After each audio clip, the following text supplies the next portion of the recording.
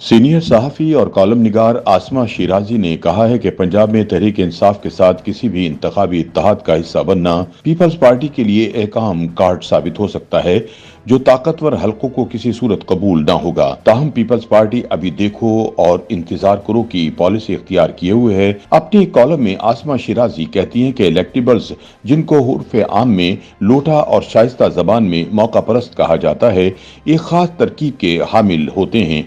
उनका नजरिया इख्तिदार और बयानिया इन्हिसार है।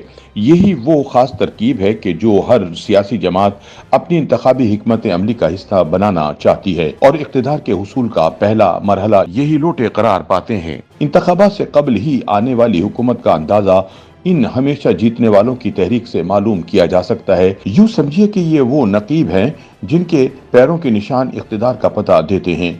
खोजी इनकी खोज में रहते हैं और हर इंतखाब से पहले इनकी चाल शुरू हो जाती है। जिसकी झोली में ये आ गिरे वो सिकंदर, मगर ये इशारे बिना झोली में गिरते भी नहीं।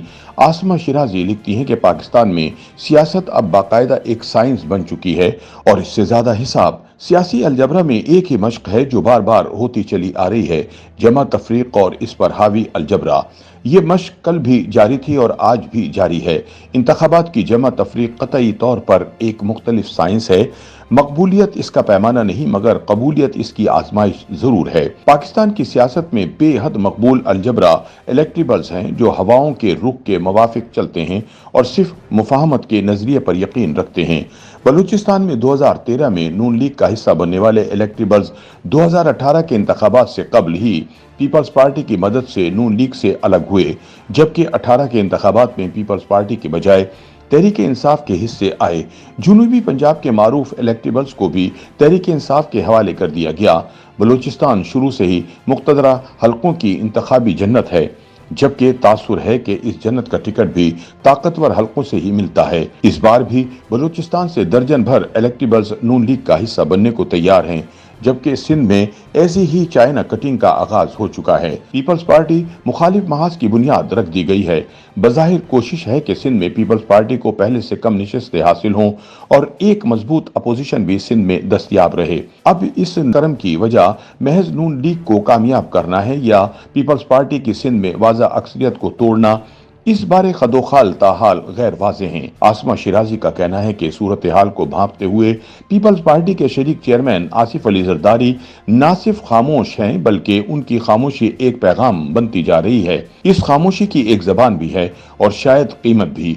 पंजाब में तहरीक इंसाफ के साथ किसी भी इंतखाबी इत्तेहाद का हिस्सा बनना पीपल्स पार्टी के लिए एक अहम कार्ड साबित हो सकता है जो ताकतवर हलकों को किसी सूरत कबूल ना होगा।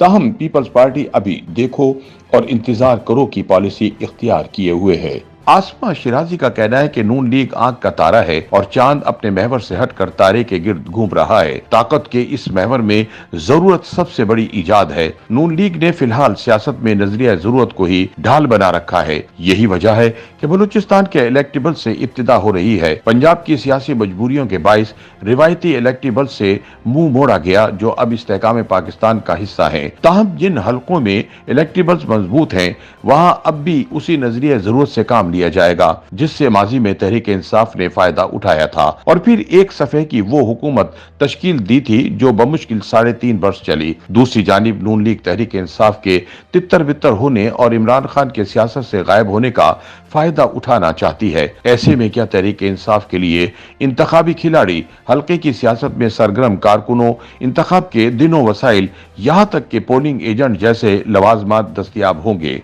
तहरीक इंसाफ के लिए न सिर्फ ये बड़ा चैलेंज है बल्कि असल इम्तहान भी है।